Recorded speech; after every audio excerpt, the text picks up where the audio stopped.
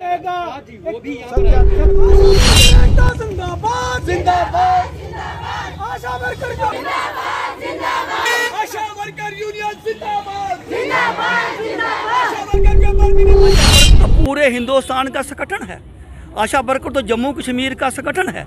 हम तो शाना बशाना इनके साथ रहे हैं। 45-46वीं लेबर कॉन्फ्रेंस ने 45-46वीं लेबर कॉन्फ्रेंस ने ये फैसला लिया था कि आशा वर्कर को वर्कर का दर्जा दिया जाएगा। ये सरकार के मंत्री और सरकार भी कोई बहनें हमारी वो भी हैं जिनके पति हैं ही नहीं, हस्बैंड की डेथ हो गई है, वो भी हैं। कितनी मुश्किल से गुजारा होता है हमारा। इससे तो बेहतर है जो सरकार का घर खोड़िए, जो भिखारी का घर है। उन्होंने आते ही जो हमारे अधिकार थे वो छीन लिए, स्टेट तोड़ दी, स्पेशल स्टेटस ले लिया। आई समझी, ये हमारी कुछ चीज़ें थी, इसने हमें और बुरान में खड़ा कर दिया। बेरोजगारी व अपने हक के लिए कई संगठन लड़ाई कर रहे हैं। जम्मू यूटी प्रशासन की अगर बात की जाए, उसके खिलाफ कई ज़्यादा प्रदर्शन हो रहे हैं। लोग अपने हक की लड़ाई लड़ रहे हैं। इसी को लेकर आज उधमपुर में आशा वर्कर आप देख सकते हैं कि काफ़ी संख्या में आज सीटों के बैनर तले आज यहाँ पर आशा वर्कर्स ने एक बहुत बड़ा प्रोटेस्ट किया है। इनकी मांग यह है कि इन्हें ना ही मिनिवेज जो वेजेस हैं वो दिए जा रहे हैं और काफ़ी इन्हें परेशानियां आ रही हैं।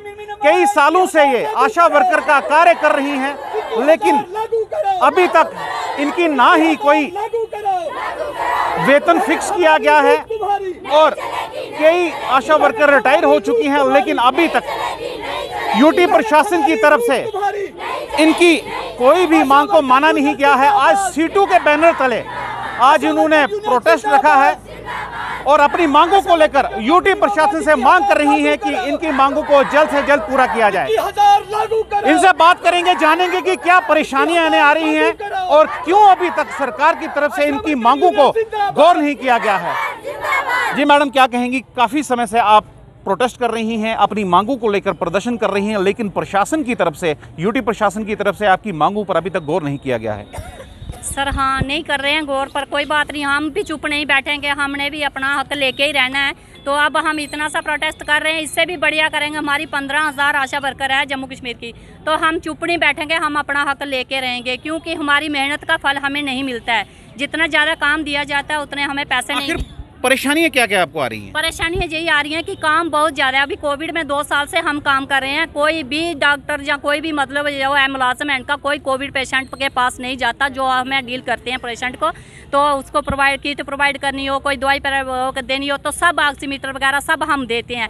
तो हमें क्या देती है सरकार? 1,000 रुपया कोविड में दे देगी है सरकार। तो इसलिए हम इससे खुश नहीं हैं। हमें चाहिए सरकारी कर्मचारी घोषित करे सरकार हमें, तो 21,000 रुपया मिनिमम बेसिस दे, तो हम बाकी सरकारी मुलाजमों की तरह हमें हर फैसिलिटी दी जाए। परिवार की अगर बात की जाए, आपके परिवार के बच्चे भी होंगे या सदस्य और भी हैं, कुछ ऐसी भी महिलाएं यहाँ पर हैं जिनके पति काम नहीं करते होंगे, दिहाड़ी लगाते होंगे। क्या क्या परेशानियाँ आपको जो परिवार में आ रही हैं? खासकर अगर बच्चों की बात की जाए, आज की पढ़ाई भी बहुत मुश्किल है करनी।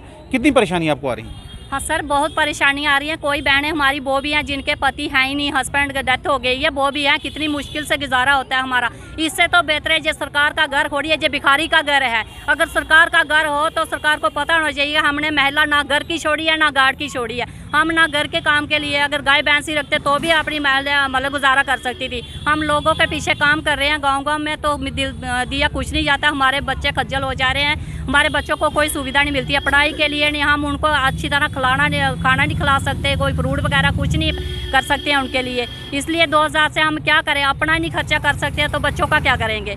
तो इसलिए हमें सरकार से यही निवेदन करते हैं कि हमें सरकार 21,000 रुपया मतलब मिनिमम बेसिस दे। अगर नहीं देती है तो हम चुप नहीं बैठेंगे, इससे ज़्यादा बढ़िया प्रोटेस्ट करेंगे और अपना हक लेके हम। मात्र 2,000 में इनका गुजारा नहीं होता है। एक जो मजदूरी का कार्य करता है वो भी आज 500 से लेकर 700 की दिहाड़ी लेता है, लेकिन जिस तरह से 2,000 मात्र 2,000 मासिक इन्हें जो वेतन दिया जाता है, वो वाकई में कहीं ना कहीं सरकार की जो यूटी प्रशासन है उसकी आंखें खोलने के लिए बहुत ज़्यादा है। लेकिन कई बार ये आशा वर्कर प्रोटेस्ट कर चुकी हैं, लेकिन अभी तक सरकार की तरफ से कोई भी इनके ऊपर गौर नहीं किया गया है। आज सीटों के बैनर तले आज इन महिलाओं ने प्रोटेस्ट किया है। आप देख सकते हैं कितनी यहाँ पर कितनी तादाद में यहाँ पर जो महिलाएं हैं वो आई हुई हैं और आज इन्होंने ये डिसाइड किया है ये डिसाइड किया है कि आज यूटी प्रशासन इसके खिलाफ खुलकर आएंगी।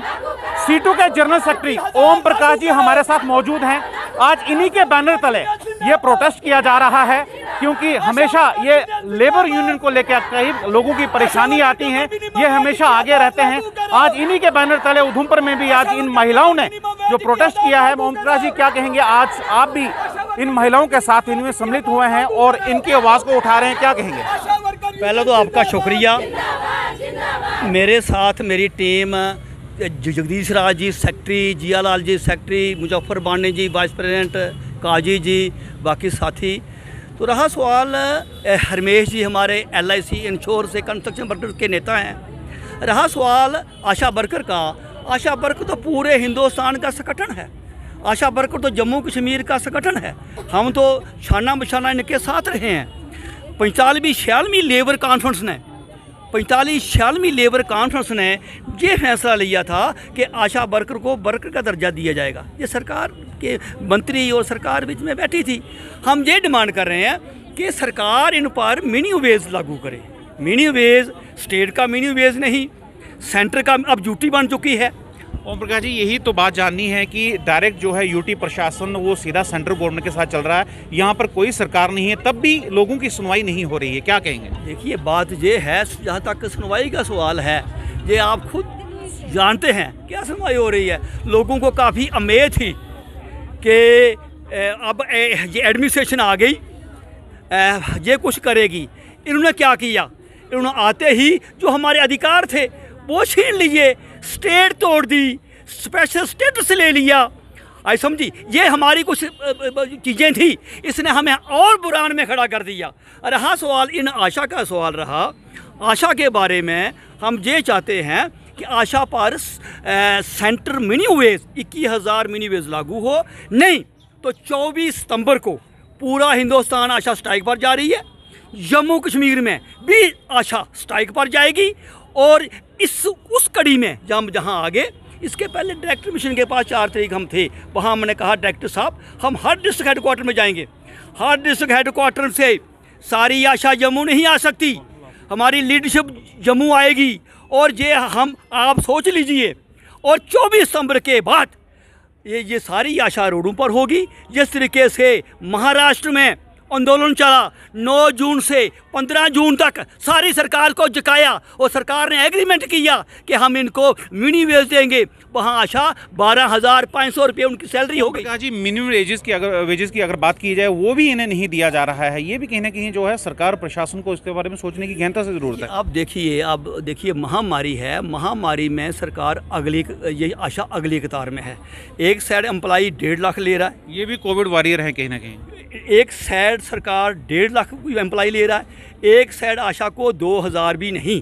आप देखिए कि सरकार किस तरीके से धक्का स्टार्ट, गाड़ी धक्का स्टार्ट होती है, इस तरीके से सरकार काम कर रही है। तो ये बड़ी बातें चलने वाली नहीं हैं। आप देख रहे हैं किसान आंदोलन, किसान दिल्ली के बॉर्डर में बैठा है। कल परसों आपने देखा होगा, मुजफ्फरनगर में देखा होगी, रैली देखी होगी। वैसी ही रैली, वैसा ही रैला इनका भी होगा। सरकार को ये बात माननी पड़ेगी, इन पर मिनिमम वेज लागू करना होगा। इसलिए हम रोड पे मैदान में आए हैं। तो सब साथी धन्यवाद ओम जी हमारे साथ बात करने के लिए। तो आज सीटू के बैनर तले जिस तरह से आशा वर्कर्स हैं, आज इन्होंने प्रोटेस्ट किया है। इनका कहना है कि जो मिनिमम वेज एक्ट हैं, मिनिमम वेज एक्ट के मुताबिक जो वेजेस दिए जाते हैं वो भी इन्हें नहीं दिए जा रहे हैं।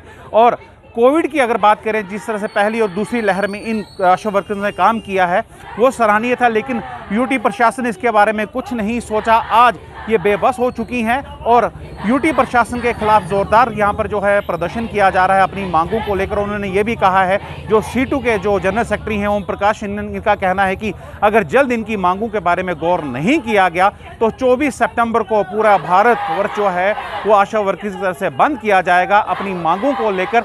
इसके बीच में आपको बता दें कि जिस तरह से मात्र 2,000 के करीब जो इन्हें मासिक वेतन दिया जाता है वो कहीं भी जो है सही नहीं है, क्योंकि मिनिमम वेजेस की अगर बात की जाए तो वो भी इससे ज़्यादा है। एक दिहाड़ीदार जो मजदूर है वो भी 500 से 700 जो दिहाड़ी लगाता है, लेकिन जिस तरह से 2,000 पर ये महिलाएं मासिक में काम कर रही हैं, ये कहीं ना कहीं यूटी प्रशासन को इसके बारे में गहनता से सोचने की ज़रूरत है।